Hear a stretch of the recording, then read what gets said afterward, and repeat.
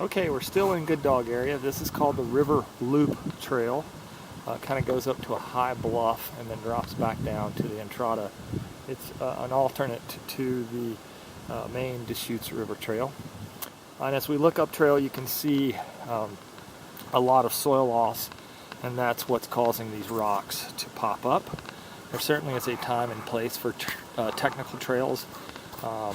But in this particular case, this is a fairly casual user group, just wanting to get down to the river basically to have their dogs play in the water, which that's a problem in of itself that needs to be addressed. That area is fairly highly denuded, and we definitely have sediment reaching the Deschutes River from that area because of lack of vegetation. But as you see here, no water management structures have ever really been included in this. There's no adopting group. This is not a trail maintained by CODA. Technically, this area really should be adopted by Dog Pack, but Dog Pack doesn't have any trail education on how to work on trails. And of course, there's lots of trails here that are not in the inventory, therefore they cannot work on those. And that needs to be addressed as well, including or taking those trails into the trail inventory because they're going to get used. But we need more education. In my opinion, this should be one of the biggest focuses of Deschutes Trails Coalition, and we have basically done nothing in that area.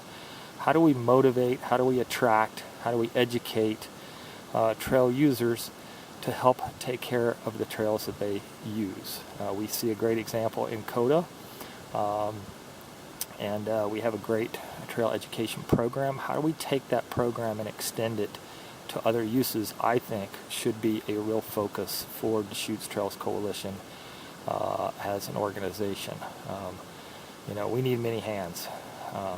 Again, we don't get rain events like this often. These are probably the only couple of days all summer long that we'll get them, and then of course we'll start getting snow. And snow melt-off is completely different than a heavy rainstorm like we have been getting. Snow melt-off is very slow. It doesn't have nearly the erosive force that a heavy rainstorm does. So we see lack of water management through this section. We'll turn around and walk down.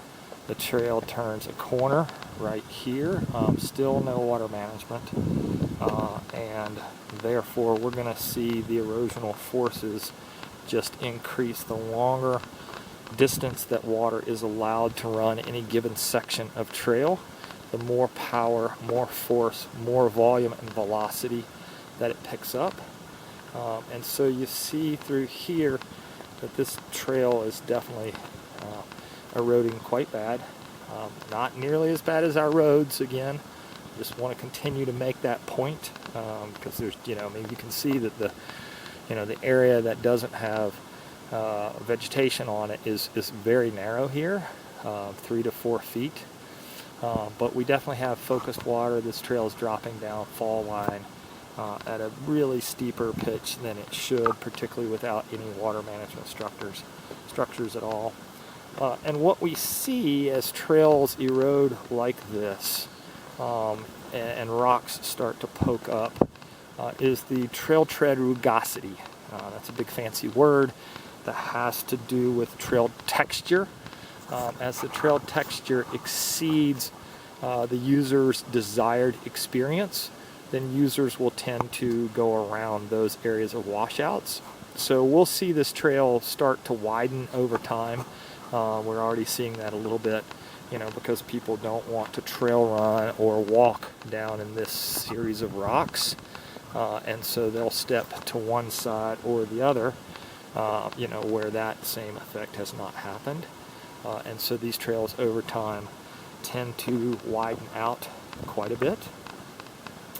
And that, just increases surface runoff because of it starts to impact, additional vegetation. So here we see, as I continue down, no water management structures, we see a pretty significant blowout right here. Many of these trails were not really designed appropriately to start with. the trail design knowledge that we have now compared to 20 years ago or 30 years ago or even 10 years ago when a lot of these trails were put in. Very, very different level of knowledge.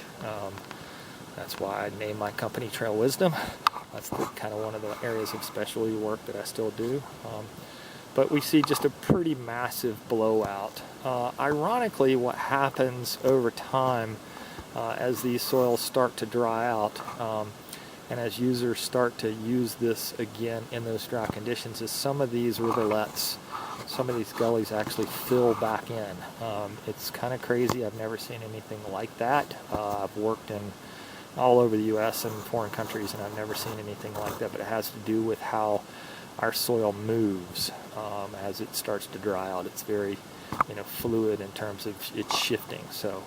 But as you can see, definitely some pretty significant issues and problems on this section of the trail.